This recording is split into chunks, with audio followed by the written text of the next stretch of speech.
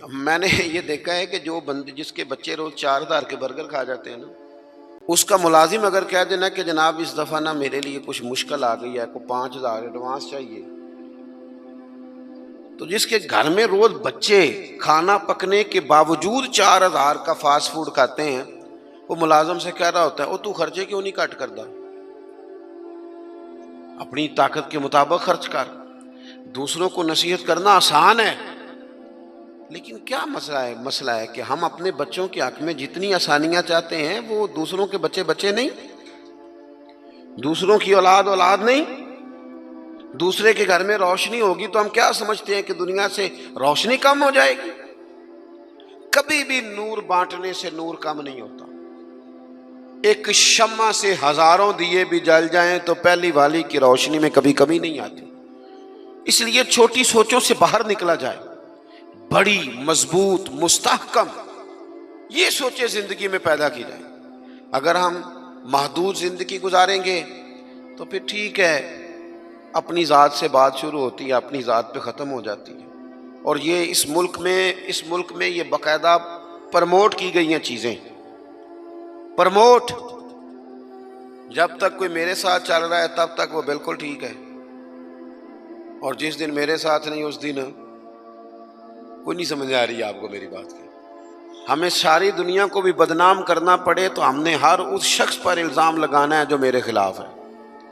ایسا نہ کریں، آپ ان چیزوں سے تھوڑا باہر نکلیں۔ اور یہ سارے کام کرتے ہیں، کسی ایک کا نہیں مسئلہ، سب سیاسی، سماجی، فلاحی، الا ماشاءاللہ مذہبی۔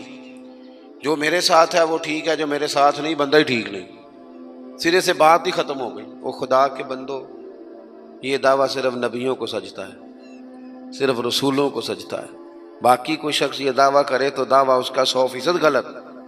تو اپنی زندگی کے اندر ان باتوں پر ضرور غور کریں کہ اعلیٰ حضرت مولا علی شیر خدا کرم اللہ تعالی وجہ الکریم گھر سے نکلے، اپنے غلام سے کہنے لگے آج ذرا خریداری کرنے چلے۔ بازار تشریف لے گئے، وہاں سے 2 سوٹ خریدے، ایک ذرا کم قیمت کا تھا، ایک ذرا زیادہ قیمت کا تھا۔ اب وہ خرید کے دونوں تھیلے میں ڈال لیے۔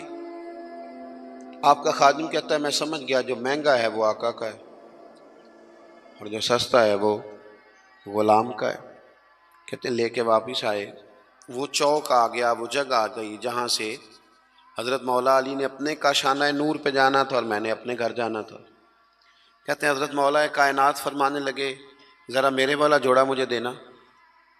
کہتے ہیں میں نے وہ مہنگا والا نکال کے حضرت علی کو پیش کیا تو فرمانے لگے یہ نہیں میرا تو وہ دوسرا ہے۔ مجھے بتائیں کہ روب کپڑوں کا ہوتا ہے کہ کردار کا؟ بولیے۔ ہاں، 10 لاکھ کا جوتا ہو اور 20 لاکھ کا جوڑا ہو، 1.5 کروڑ کی پجارو ہو اور جناب 20 کروڑ کا گھر ہو، پر پیسے ہوں کرپشن کے، تو لوگ کوٹھی کے دروازے پہ کھڑے ہو کے کہہ دیتے ہیں غلط مال ہے اس کے پاس، بندہ ٹھیک نہیں۔ جوتے ٹوٹے ہوئے ہوں، کرسی اور میز پرانا ہو، چھوٹا سا افسر ہو لیکن دیانتدار ہو، تو بڑے بڑے مالدار بھی دروازے پہ کھڑے ہو کے کہتے ہیں یار بندہ بڑا کھرا ہے، نہ پیسے پکڑتا ہے نہ کسی کی سفارش مانتا ہے۔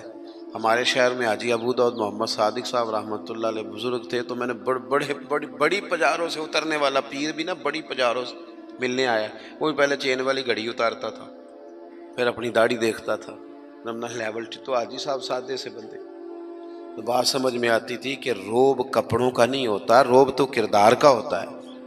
اگر کردار مضبوط ہے تو کپڑے سادے بھی ہوں تو گزارا ہو جاتا ہے، لیکن کردار کچھ بھی نہ ہو، لوگ پیسوں کے زور پر، دولت کے زور پر، مال کے زور پر، بلکہ بعض لوگ تو ایسے ہیں جو خوشامدیوں کے زور پر، اپنے دائیں بائیں ادھر ادھر جو ان کے وظیفہ خار، نمک خار، خوشامد پسند ہے، ان کے زور پر اپنے آپ کو منوانا چاہتے ہیں۔ کردار اصل ہے، کردار حسن ہے، کردار رعنائی ہے۔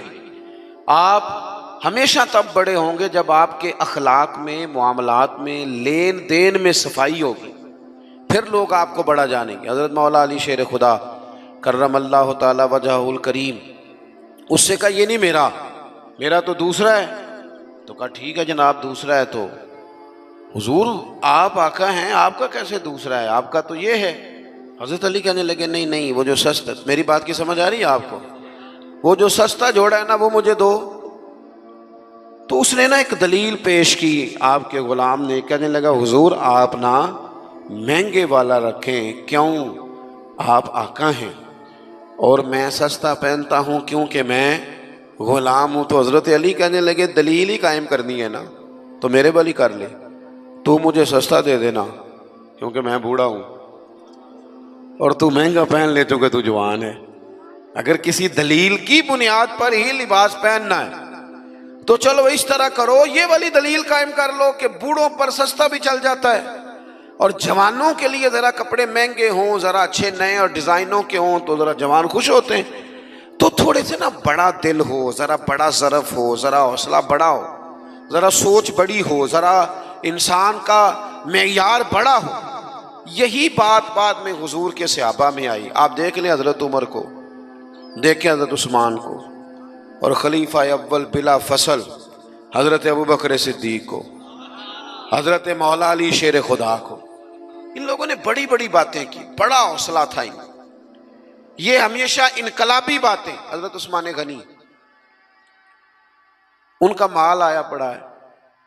اب ہمارے ہاں تو لوگ مصنوعی قلت بھی پیدا کر لیتے ہیں، لیکن مال آیا ہوا ہے، قلت کے قحط کے دن ہیں۔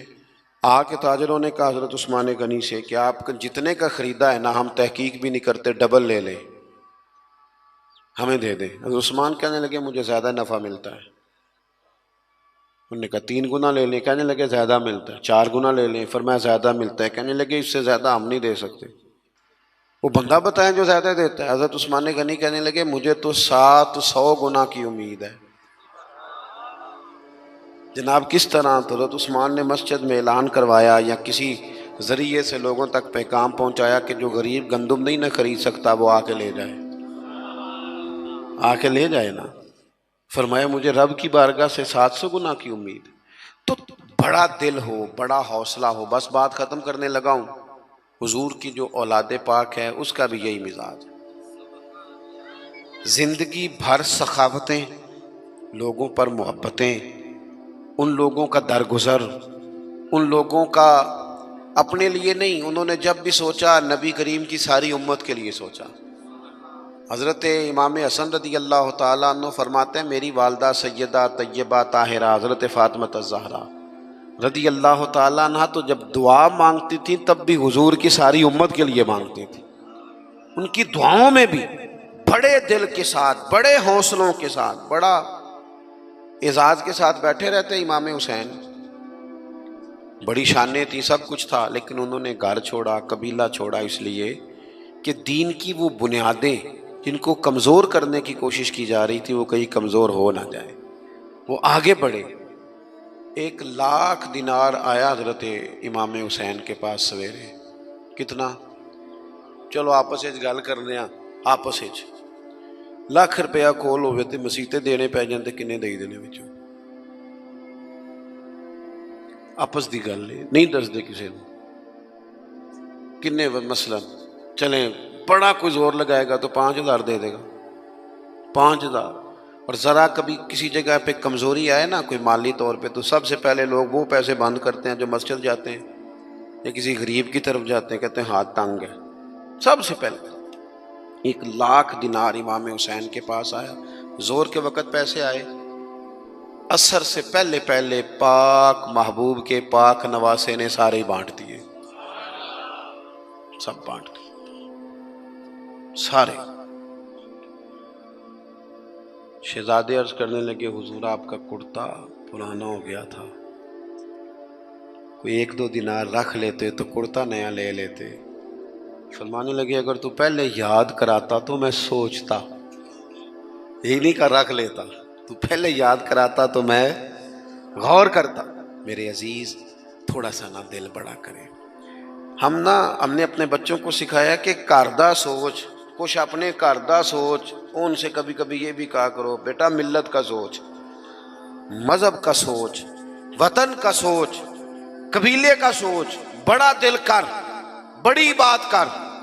ہمارے جوان اتنے اتنے باصلاحیت ہیں، اللہ کے فضل سے اتنے اتنے باصلاحیت ہیں کہ ایک ایک بچہ پورے پورے علاقے کو سنبھال سکتا ہے، لیکن ان کو بڑا دل نہیں ملتا، بڑا حوصلہ نہیں ملتا، بڑی تھپکی نہیں ملتی، پشت پناہی بڑی نہیں ملتی۔ وہ بیچارے محدود ہو کے رہ جاتے ہیں، محدود ہو کے کہ بس ٹھیک ہے گھر چل گیا، پیسے چار آ گئے، کوٹھی چھوٹی بن گئی تو چھٹی۔ بھئی یہ کام تو غیر مسلم بھی کر لیتا ہے، یہ تو ساری دنیا کر رہی۔ جوانوں تھوڑا بڑا دل۔ اقبال کہتے ہیں ان کے بیٹے نے خط لکھا نا کہ ابا جی حالات کچھ خراب ہو گئے تو کوئی قرضہ لے لوں تھوڑا سا کسی سے، تو اقبال کہنے لگے دیار عشق میں اپنا مقام پیدا کر اور نیا زمانہ نئے صبح و شام پیدا کر۔ اور پھر فرمانے لگے میرا طریق امیری نہیں فقیری ہے، خود ہی نہ بیچ غریبی میں نام